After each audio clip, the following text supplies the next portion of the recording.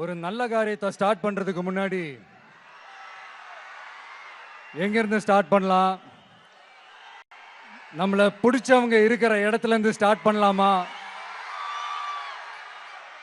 இப்படிலாம் நிறைய விஷயம் மனசுக்கு தோணும் இல்லையா? அது மாதிரி தமிழ்நாடே நமக்கு பிடிச்ச இடம் தான், நமக்கு மனசுக்கு ரொம்ப பிடிச்ச இடம் தான்.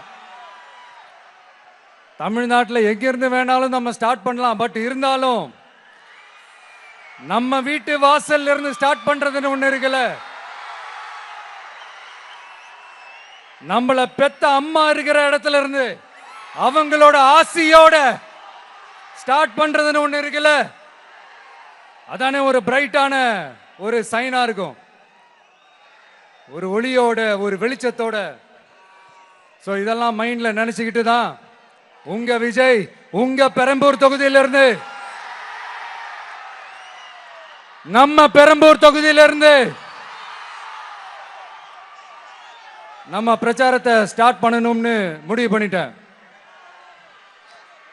வட சென்னையில் ரொம்ப மிகப்பெரிய அடையாளத்தில் ஒன்னா இருக்கிற நம்ம பெரம்பூர் தொகுதியில் நம்ம லூர்ட்ஸ் அன்னை சர்ச் இருக்கிற, பிரசன்ன லட்சுமி நரசிம்மர் கோயில் இருக்கிற, பல புகழ்பெற்ற மசூதிகள் இருக்கிற இந்த பெரம்பூர் தொகுதியில நம்ம பிரச்சாரத்தை ஸ்டார்ட் பண்றோம்.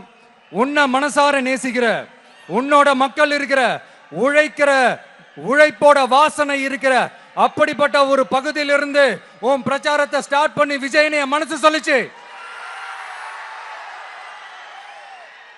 அதனாலதான் நான் இங்க இருந்து ஸ்டார்ட் பண்றேன். என் நெஞ்சில் குடியிருக்கும் பெரம்பூர் தொகுதி மக்களே, பெண்கள் பாதுகாப்பு இல்லாத, சட்டம் ஒழுங்கு சரியில்லாத, போதை பொருள் அதிகமா இருக்கிற நம்ம தமிழ்நாட்டை நம்ம காப்பாத்தி ஆகணும். தமிழ்நாட்டை இப்படி ஒரு நிலைமைக்கு கொண்டு வந்தது யாருன்னு நான் சொல்லிதான் உங்களுக்கு தெரியணும்னு அவசியம் இல்ல. தீய சக்தி திமுக தான் காரணம்.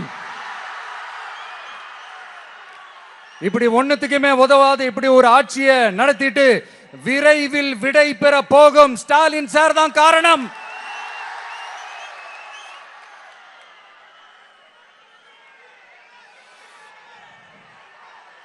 இந்த 5 வருஷத்துல என்ன நடத்தினாங்க? ஆட்சி நடத்தினாங்களா இல்ல வேற ஏதாவது நடத்தினாங்களா?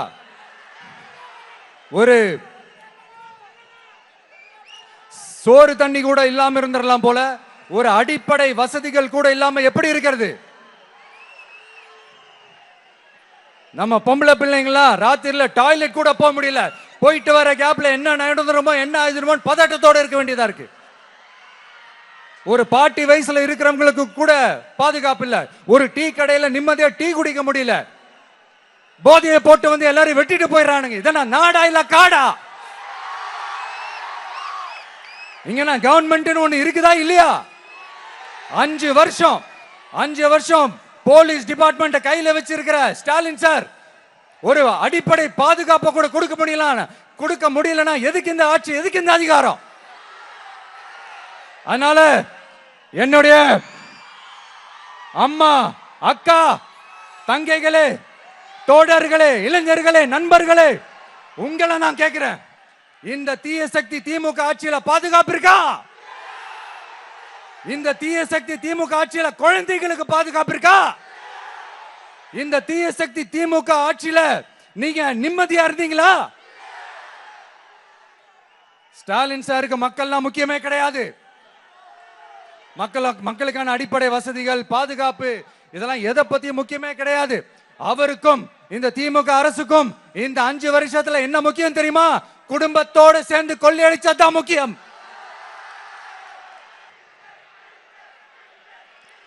நான் முன்னாடியே சொன்ன மாதிரி டாஸ்மாக்ல மட்டுமே இது வரைக்கும் 1000 கோடிக்கு மேல ஊழல்.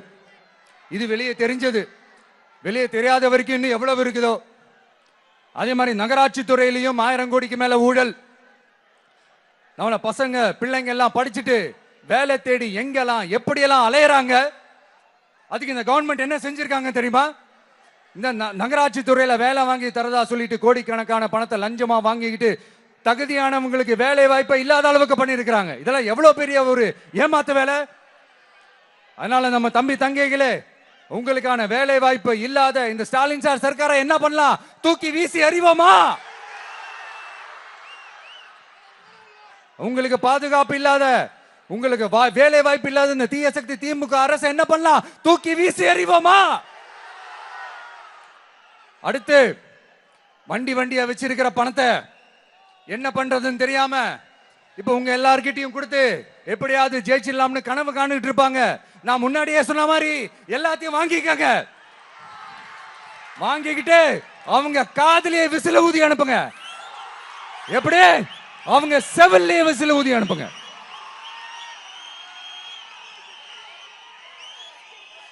எப்படி ஸ்மார்ட்டா நம்மளை ஏமாத்தி கொள்ளையடிச்சாங்களோ, நாமளும் ஸ்மார்ட்டா இந்த திமுக அரசுக்கு வேட்டு வைக்கணும். வைப்பீங்க தானே? உங்களுக்கும் நம்மளுடைய ஜென்சி கிட்ஸுக்கும் நான் சொல்லிக்கிறது ஒண்ணுதான். ஏப்ரல் 23ஆம் தேதி காலங்காத்தால பக்காவா ரெடி ஆயிட்டு உங்க ஓட்டர் ஐடி கார்டை கையில் எடுத்துக்கிட்டு முதல்ல பூத்துல போய் நின்னு அந்த விசிலுக்கு நேரா இருக்கிற அந்த பட்டனை ஒரு அழுத்துங்க. உங்க வீட்டுல இருக்கிற ஒவ்வொருத்தரையும் அழைச்சிட்டு போங்க.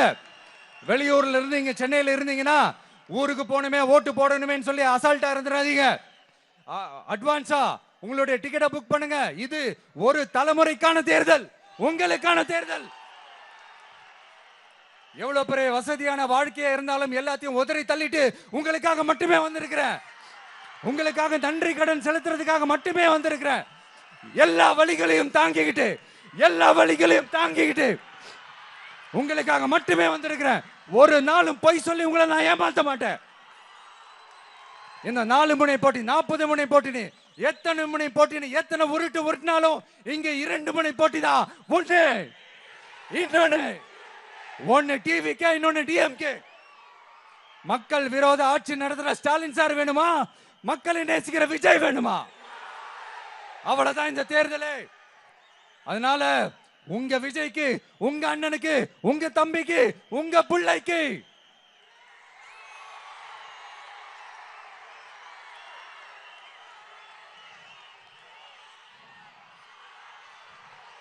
ஒரே ஒரு வாய்ப்பு கொடுங்க. தயவு செஞ்சு விசில் சின்னத்துக்கு ஓட்டு போடுங்க. இது ஒரு விசில் புரட்சி தேர்தலா இருக்கணும். வேற வேட்பாளர்களை நிறுத்தினாலும் அந்த வேட்பாளரும் நானும் இந்த விஜயும் வேற இல்லை. கான்பிடென்டா இருங்க. நல்லதே நடக்கும். வெற்றி நிச்சயம். மீண்டும் சந்திக்கும் வரை நன்றி, வணக்கம்.